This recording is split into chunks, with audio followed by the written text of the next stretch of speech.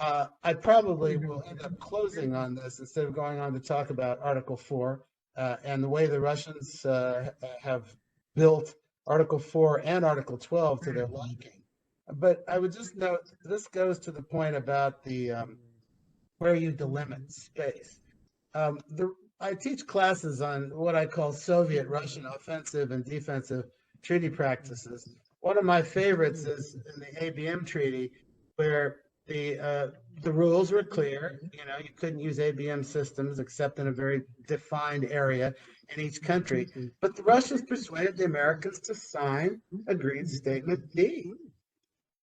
Agreed Statement D suggested that everything would be covered if it performed ABM functions, regardless of what it was called, and regardless of the physical principles that were used.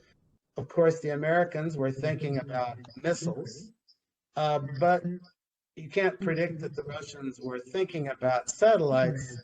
But this was a real shortcoming in this document because it encompasses President Reagan's Strategic Defense Initiative. Both the State Department and the Defense Department agreed the treaty left a lot of problems for the United States to actually deploy a system like this. And it goes to a point that also I agree completely with Laura's points about forsaking opportunities in the future by deciding you're going to draw an arbitrary line in space.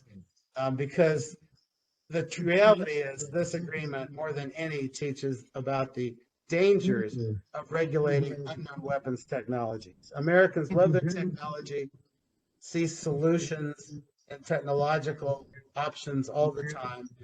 Signing international agreements that would set a specific line up there that, if for whatever arbitrary reason is decided, and suddenly make everything that is below that line is going to be within the national control of the sovereign state below.